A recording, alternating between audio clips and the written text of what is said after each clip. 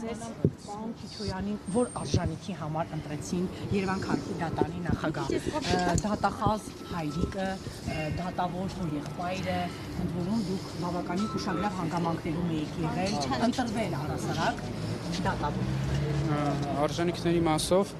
նախ շնորհակալ եմ շնորհանքի համար։ Արժանիքների մասով կարծում եմ հստակ օրենսգիրքը նախատեսում է թե ինչ պայմանների առկայության։ Խնդրեմ ես հովին կանգնեք, արևը վառում է ձեր կադրն է։ Մեկ է քնար ջան, Լավ, ասպես, լավ։ Արժանիքների մասով նախ դատական օրենսգիր սահմանադրական օրենքում հստակ նշված են այն չափանիշները, որոնք նախատեսված են դատային նախագահի թեկնածուների համար, խոսքը 121-րդ հոդվածի մասն է դատական օրենսգիր սահմանադրական օրենքում, որտեղ կա որոշակի չափանիշներ, դրա գնահատմամբ բարձրագույն դատական խորհուրդը բաց քվեարկությամբ, բայց դեռ դատական նիստում որոշում է կայացնում թեկնածուին հանրապետության նախագահին առաջարկելու վերաբերյալ ձայների մեծամասնություն ստացած, թե բարձրագույն դատական խորհուրդը ինչ հանգամանքներով պայմանավորված նման որոշում կայացրել, իհարկե ձեր տնօրենի հետ ձեր կապերն են օգնել, որ դուք Երևան քաղաքի դատարանի նախագահ եք։ Բնականաբար նման հանգամանքը չի կարող հիմք հանդիսանալ նշված որոշման կայացման համար, ասացի մտերմություն կա տնօրենի հետ։ Պարոն Սիմոնյանի հետ մտերմություն կա դեռևս այն ժամանակատվից, երբ որ պարոն Սիմոնյանը եւ ես ոչ ես դատավոր, ոչ պարոն Սիմոնյանը ԱԾՏ-տնօրեն 10 եւ ավել տարի մտերմություն։ Այսպես ասեմ, չեմ պատրաստվում որոշակի ժամանակավոր որոշակի երևույթների համար, խոսքը պաշտոնի մասն է, ընկերներից հրաժարվել, բնականաբար շփումներ կան, բայց այդ շփումները Պարոն Սիմոնյանը համարվում է ազգային անվտանգության ծառայության տնօրենի եւ բազմաթիվ լուրեր կան, ասում են համարվում է ԱԱԾ տնօրենը, բայց ոչ դատական համակարգի ինքն է կուրացիա անում։ Հիմա դուք նաեւ հաստատում եք, որ կան այդ կապերը, դեռևս 10 տարի է այդ կապերը եղել են եւ ըստ էության բավականին երիտասարդ տարիքում նշանակում եք Երևան քաղաքի դատարանի Ես էլ հավելեմ, որ նաեւ օպերատիվ հետազոտական միջոցառում իրականացնելու միջնորդությունները ձեզ վստահվեցի, բան չէ։ Երբ 27-ամյա եք, չէ, 28 դեռևս 3 տարի առաջ։ Հա, այսինքն այդ տարիքում ձեզ վստահվեց նաև դա ԱԱԾ տնօրենի հետ կապերը, տանիքները, ձեր այսինքն այս կապերը ոչ մի չեն արել, համարել են պարոն Քիչոյանը այնքան լավ գիտելիքներ ունի, ու արդյունքում գիտելիքները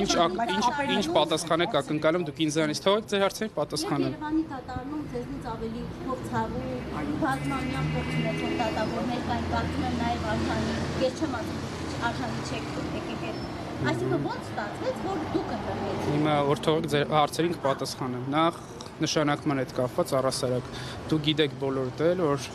կա որոշակի չափանիշներ դատավորի նշանակման համար, խոսքը նույնիսկ նվազագույն տարիքային շեմի մասին է։ Հիմա եթե օրենսդիրը սահմանել է որոշակի տարիքային շեմ, այդ շեմը ես բավարարել եմ, բնականաբար իրավական բոլոր ընթացակարգերը նշանակվել եմ։ Ինչ վերաբերում է արժանիներին կամ ոչ արժանիներին, կրկին ասում եմ, որ որոշել է բարձրագույն դատական խորհուրդը, բնականաբար ձեր հարցերի հասցեատերը բարձրագույն դատական խորհուրդն է, ոչ թե ես, կոռեկտ չեմ համարում նաև մեկնաբանել վերջին խորհրդի գործողությունները։ Միջազգային կառույցները բոլորը գնահատական են տալիս, որ այսօր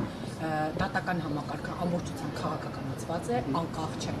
Ինչ ունեք, դուք այս մասում ունեք ձեր գնահատականը։ Ճիշտն ասած չեմ լսել նման գնահատականներ, չգիտեմ որտեղից եք այդ մեջբերումները իրականացնում։ Հակափաստարկն այն է, որ օրենքի օրինական ուժերով մնացած դատական ակտերն են, եթե նմանատիպ իհարկե գործեր եղել են մամուլի համար, որոնք որ կարող են ինչ-որ քաղաքական ենթատեքստեր ունենալ, այսպես ասած, բայց կոնկրետ գործերով իհարկե ես ձեզ մեղադրում էին Դավիթ Համբարձումյանին բանտ ուղարկելու համար, նրան այսպես ասած բանտ ուղարկող դատավորն եք եղել, նաև դուք այն դատավորն եք, որը ընդդիմադիրներին կալանքի միջնորդությունները ձեռքով մակագրել եք Մասիս Մելքոնյանին։ Ինչու եք այդ որ միջնորդություն է մակագրում ասում եք։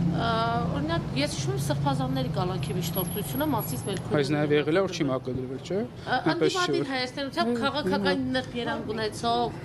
գործերով, պարոն Չիչոյան, մակագրվել է Մասիս Մելքոնյանին։ Ավանի նստավարում բացի նրանից այլ դատավոր կա։ Իհարկե կան, մակագրվել են բոլորին, նաև այլ նստավարերի դատավորների, եթե նկատել եք կախված կալանքի քանակներից, ծավալից, դա հերթապահության են ներգրավում նաև այլ նստավարերի դատավորներ, մակագրություն իրականացում է հավասարաչափ եւ դատական օրենսգիր սահմանադրական օրենքով նախատեսված ընթացակարգով, խոսքը այբնական կարգով։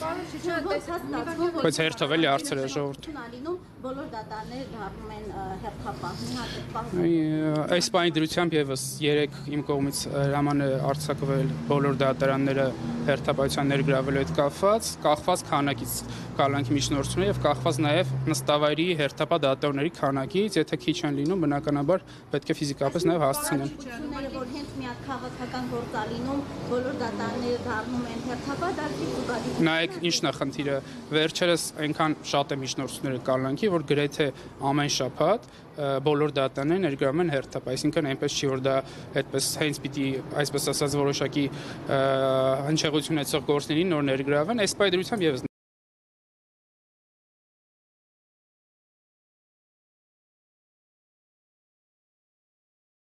գրաված են դատարանները։ Պարզապես ձեր խոսքերը արժանահավատ չեն այնքանով ներողություն գնահատականի չակերտավոր,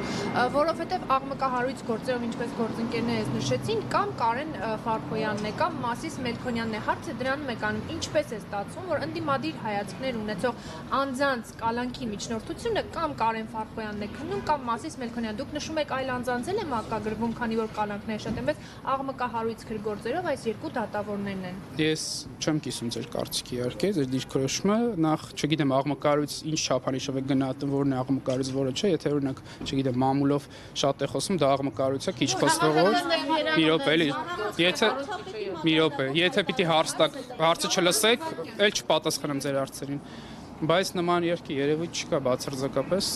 բոլորն է մակագրվում է, բոլորն է լսում են, որոշները մերժվում են, որոշները բավարարվում են, այնպես չի որ միայն որոշակի խումբ դատավորներին է նման միջնորդներ մակագրվում,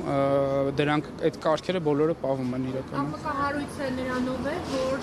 մասնավորապես փաստաբանները նշում են, որ մեղադրանքները, որոնք առաջադրվում են քննչական կոմիտեի կողմից եւ այնուհետեւ կալանքի են տարվում քաղաքացիները, արդեն դատարանում ուսում են դուրս գալ այդ գործերը։ Մեկին վերաբերվում էր ահաբեկչություն, այդ ահաբեկչության հոդվածի տակ ինչեր էին դրել, դրանք իրականությունը չի համապատասխանում։ Ձայնագրությունն է մոնտաժված։ Քանի որ դուք լրագրող եք, ես դատավոր, ես որպես դատավոր այդ հարցերին կարող եմ միայն պատասխան տալ, կոնկրետ դատական ակտիվիստ գործի փուլ գալը ձեր ասած ձեր շակերտներում փուլ գալը կարող է բացարձակապես լինել, երբ որ գործով արդարացման դատավճիռ կայացվի։ Դրանով պայմանավորված ես բնականաբար չեմ կարող կիսել ձեր կարծիքը, որովհետև գործը չի կարող փուլ գալ, գործը կարող է արդարանալ, գործով մեղադրանքը ներկայացված կարող է չհաստատվել անձնարդանել կամ հաստատվել դատապարտվել։ Շնորհակալ։ Բայց շարունակումը պաշտոնավար, դա նորմալ է, հայցի ապահովման։ Ես չեմ մեկնաբան